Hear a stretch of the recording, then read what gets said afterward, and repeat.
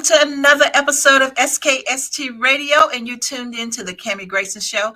Guys, I have a special treat for you today. Today is the last day of Black History Month, and since it's leap year, I felt like we should let it go out with a bang, right? So I invited my big brother, Vincent Cokes, to the show today. Vincent, welcome to the show. Hey, baby, what's up, sis? What's How going you on? doing? Oh, I'm chilling. You know me. Shit, staying out the way. Staying out the way. Chilling.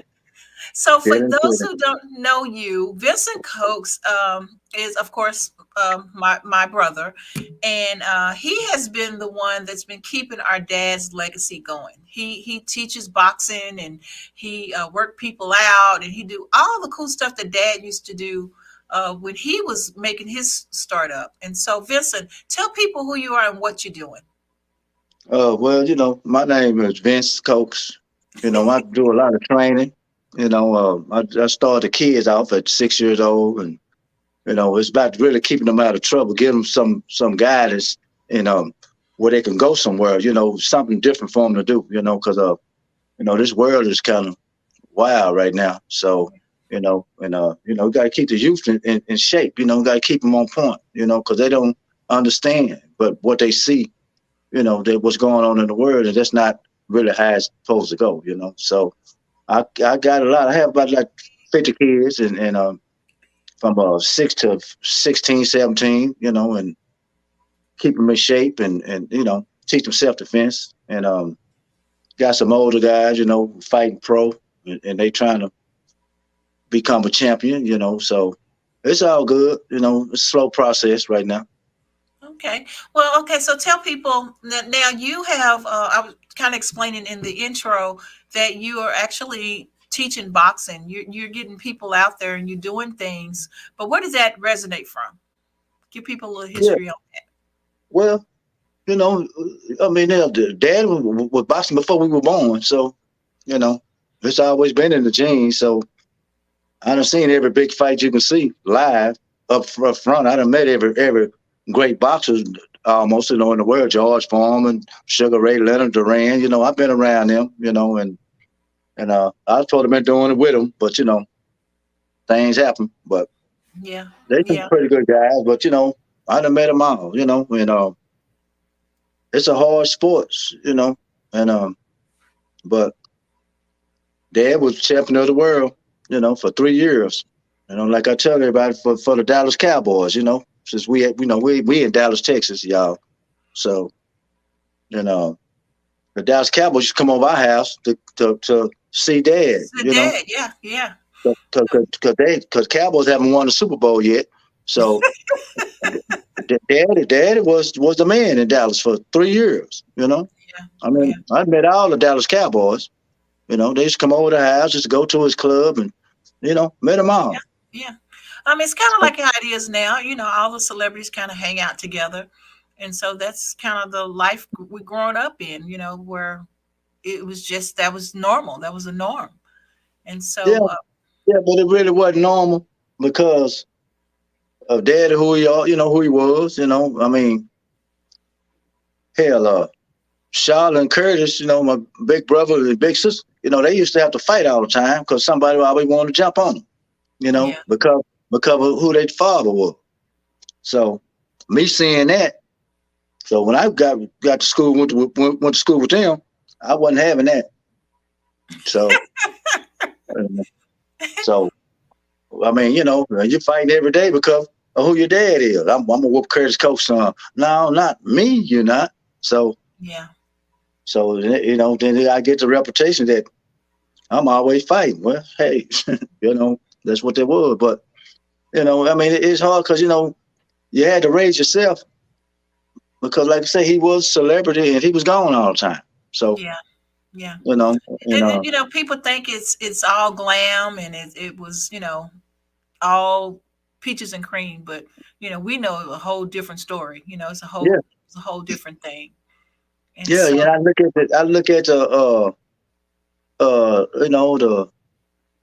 what's the name, that little boy played on Different Strokes, that Arnold, what's the name, Gary Coleman and you know, and some of the other stars, their life is not good, you know, because their parents and whatever was rich and whatever, but that's their parents' money. It's not your money as the kids. Right.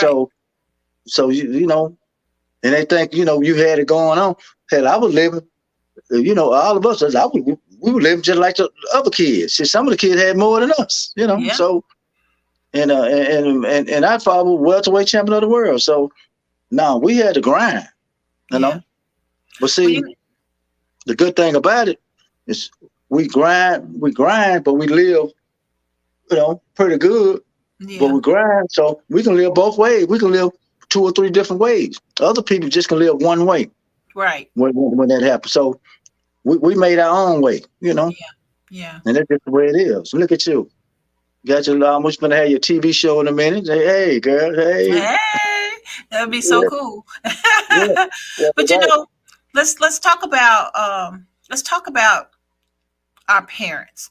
You know, let's talk about what you think, you know, it's always they could have done better. You know, they probably wasn't educated the way they should have been as far as holding those finances, saving, putting back for a rainy day and things like that. Because, you know, pretty much you live in the moment, right? And then think right, about how our parents started. I think mom was 15 when she was pregnant with Curtis. right. So You know, they so was she kids. started off as a baby. Yeah. Yeah, And they was so kids. how can you basically, I know we've broken the cycle, but being growing up in that, it made it really hard because we ended up doing a whole bunch of things. You know, I ended up with my grandmother. You ended up moving to mama from daddy. I mean, you know, we all had stuff going on. It wasn't peaches and cream. But at the end of the day, our parents loved us and we loved them. They weren't perfect parents. No, they wasn't. But you know, and you know, like I said, it was like shit. They was still growing up. And then all that money came in, and hell, they didn't know what to do. Shit, they were doing what they thought what they do, you know. I mean, but that made the siblings closer, you Yeah, know, yeah, because we was a tight group, you know, yeah. we was a tight group, and that made us, you know, because we looking from the inside in, Right, right, yeah. So then we already see the outside because we see that, you know. right. So it was hard, but we didn't let it, you know, it didn't destroy us, you know. You know, the It made us siblings, it just stronger. I think it made us yeah, stronger. yeah, So, it made us real strong. But so tell us about. I know you try to keep the gym going. You try to keep Home of Champions up and going for a long, long time. You pretty much ran it by yourself, even when Dad was still around. So now, what's going on with that? well, you know, some people came in with this group called Behind Every Closed Doors, and they bought the building apartments. They bought the apartment where we had the gym in, and they tried to flip everything over to whatever. I don't know. On the cool, they were trying to push us out on the cool, but they really couldn't. So they did some thing, bought this and did this, try to bring some more people in, try to change the name of the gym. And I told them, no, we're not going to do that. But anyway, I ended up leaving. They closed us down. Then they sold apartments to somebody else, and they told they left. So Oh wow. the gym is just sitting there by itself as a storage, you know. So they killed our business, and then they left. So they doing a lot of people like that. You know, I don't Mhm. know how they getting away with it, but that's what they doing. They come into black neighborhoods, and they doing that. They buying up things, and then they sell it. When they put you out of business, then they leave. I don't understand it, you know, but that's what they did us. And Yeah. but I'm striving. I'm gonna open up another one, you know, probably next year sometime, you know, in honor of my dad. I gotta keep his legacy alive because he don't have the respect like he's supposed to have for in the Right. boxing game, you know, Right. and I'm gonna keep it alive, you know, and Well, because you but see, know. he was loved by people. By Dallas, Texas. He was loved by people from New York, California, uh, uh, Mhm. everywhere else. You know, Dallas, Texas. didn't like them, half don't. You know, that's how it goes. Yeah. Yeah. Yeah, in your own neck of the woods. So Right. Well, you you know got what? jealousy. I want to tell you that I'm very, very proud of you. I know that you were keeping it going. I've been to the gym several times. I even did my rehearsals at the gym for my Yep. stage play. And I saw all the activity and all the families and all the kids and all the people that you guys were able to work with and help keep off the streets. And y'all did nothing but positive things in that gym. And so I want to tell you, I wanted to be able to tell you internationally, because our show is international, that I'm very proud of you. And I'm Yeah. proud of Thank you you, sis. for what you've done and how you, like you said, keeping dad's legacy alive. And so, that's an honor within itself because, he was someone that we could look up to.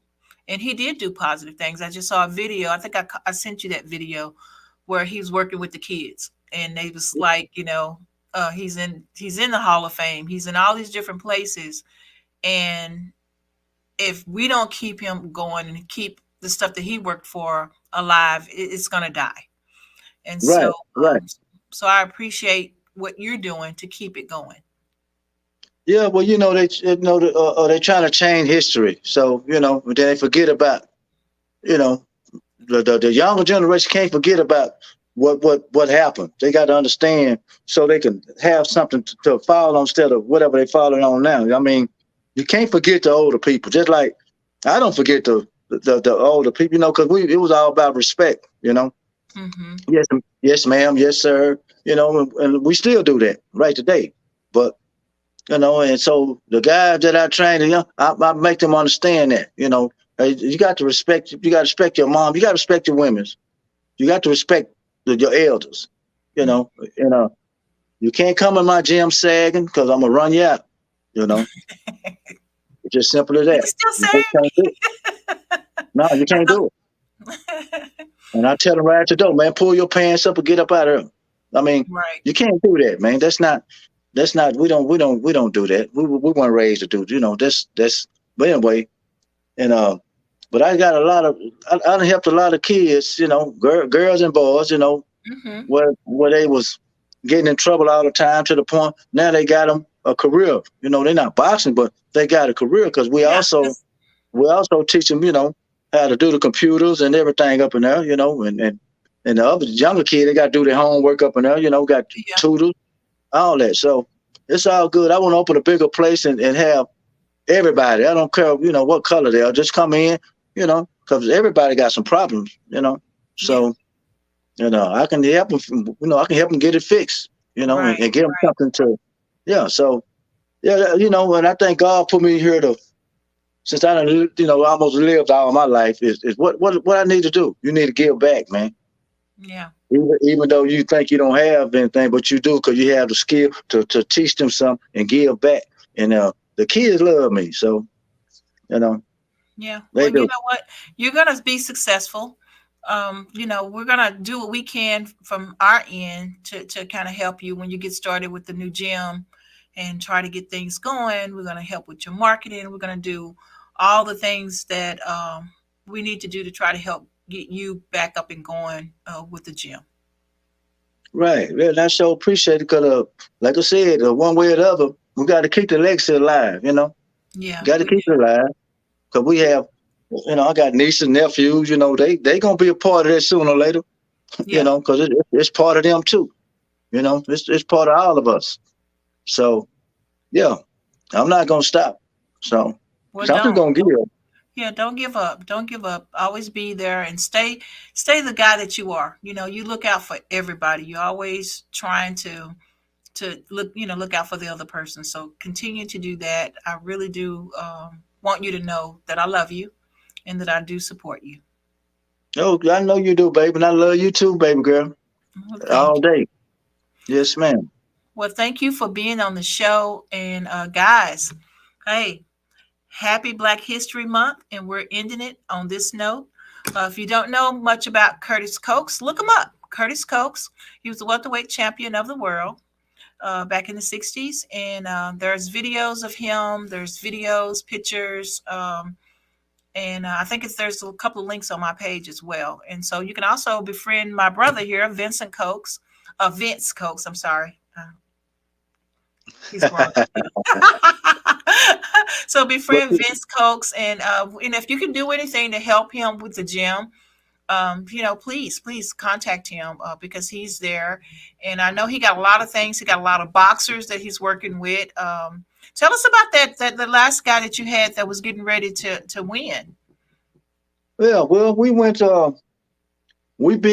fought Sugar Shane Mosley's son, and we beat him. But since it was a younger fighter, we beat him. But see, the game is now that we beat the guy, didn't nobody know my fighter until we beat Sugar Shane Mosley Jr. Mm-hmm. But see, the promoters and all them, they got all that. They got that money, so they go to the guy's parents. Hey man, we'll buy y'all a house. We'll buy your son a car. We'll get your wife a car. Just get him to sign with us. So. Oh wow. So that's what he did.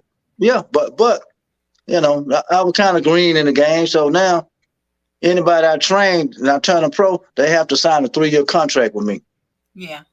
So and then if somebody offered them that, if they want to leave, they can go, but they still under contract with me. So they still got to pay. So I mean, that's how the game is. It's a dirty game, but you got to know it if you're gonna survive. Heartbeats. Yeah, for real, right. Okay, I'm gonna let you go. Thank you again for being on the show. Until next week, guys. SKST Radio.